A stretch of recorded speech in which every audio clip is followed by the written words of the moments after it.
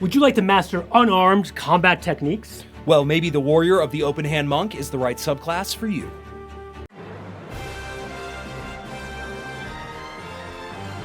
What's going on, YouTube? I'm the Mind Flayer Slayer. And I'm Dr. DM, and here we go, continuing coverage of the Monk for the 2024 Player's Handbook. This is the last subclass, and we're excited to bring it to you. We're going to go through every single level that it gets an ability, tell you about it, give you a review, and finally, stay till the end because we're going to give you our tier ranking for it. So let's start at level 3. With level 3, you get Open Hand Technique. Whenever you hit a creature with an attack granted by your Flurry of Blows, you can impose one of the following effects on that target. First one is Addle. The target can't make opportunity attacks until the start of the next turn. Then you have Push. The target must succeed on a strength saving throw or be pushed 15 feet away from you. And then last, you have Topple. The target must succeed on a dexterity saving throw or have the prone condition. Topple is always fantastic. Yeah. I mean, prone conditions equals everyone gets advantage on them as long as they're melee attackers. 100%. So this is very nice, and this is during Flurry of Blows, which you're going to be doing most of the time anyway. I also like Addle too, because like if you have a bunch of people who've all swarmed the boss and like they need to get away because there's like some huge Nova attack coming, you do the Addle and then it's just automatic on the opportunity attack, so everybody could run away if they needed to. That's fantastic. Yeah. And there's always that worry when you leave the boss's zone, they hit you opportunity attack, because it can be big damage. Really sometimes devastating. Other effects. Yeah. Yeah, incredible. And this doesn't take anything extra. It just happens during your Flurry of Blows. Level 6, Wholeness of Body. You gain the ability to heal yourself. As a bonus action, you can roll your martial arts die, which is a d6 to d12. Regain number of hit points equal to that number rolled, plus wisdom modifier. And this is times per wisdom mod total, right? It'd be 3, 4, 5, 6, up to maybe 7 or 8, depending on the level. So it's a bonus action. That means you forego attacking up to 3 times with Flurry of Blows, right? And the hit points you heal are maybe up to 17. If you're lucky at lower levels, you might roll 6 total or something. So it's not huge for level 6 ability. But it's something. Yeah, it's something to keep you going on the battlefield. Yeah.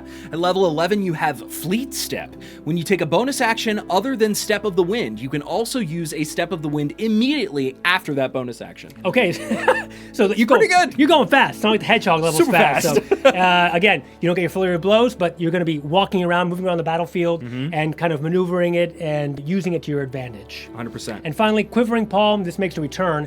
This is level 17. You gain the ability to set up a lethal vibration in someone's body. Why don't you tell us about it? Okay, you're going to, when you hit a creature with an unarmed strike, you can expend 4 focus points to start these imperceptible vibrations, which last for a number of days equal to your monk level. The vibrations are harmless unless you take an attack action to end them. Alternatively, when you take the attack action on your turn, you can forgo one of the attacks to end the vibrations. To end them, you and the target must be on the same plane of existence. When you end them, the target must make a Constitution saving throw, taking 10d12 force damage on a failed save or half as much damage on a successful one. You can have only one creature under the effect of this feature at a time. You can end the vibrations harmlessly with no action required. Okay, so a lot of damage. The fact that it lasts for days is wild to me. I mean, so you can punch somebody, hit them in that critical vital spot, right? And then they, nothing happens, and they go home, and then their head explodes. It's like, yeah. Very Damage the boys. is pretty good in combat. 4 focus points to do 10d12. Pretty good. Repeatable somewhat. It's a good way when you're higher level to really dump a lot of damage at once, although it does take away one of your attacks. It's a pretty good capsule because you repeat it maybe up to 4 or 5 times per combat. 10d12. Up to 120, maybe an average of like 50 or 60 or 70 or so. I like this, but overall the class isn't doing a whole lot for me, if I'm being entirely honest. There's the subclass, I should say. I think that for me, this is probably coming in at like a C+, B-. Yeah, some of the abilities as you level up are not super impactful, so you're really gonna have to bank on getting to level 17 for Quivering Palm, which can then kind of be like an explosive Nova damage for Monk if you really just go all in, dump all your resources with Quivering Palm after Quivering Palm.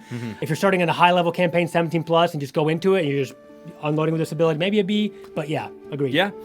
Well, if you're enjoying this content, we are going to continue to bring you daily content on the D&D 2024 Player's Handbook Monday through Friday, and then we've got our regular campaigns. If you want to check out some live play in full cosplay with a green screen on the channel, please check that out. We have Planescape, we have Chronicles of Legends, and we have a special sci-fi campaign coming up soon. Very soon. If you're enjoying the video, please remember to unarmed strike that like button, subscribe, leave a comment down below so that we can chat with all of you, and other than that, we'll see you next time. I hope you had a good time.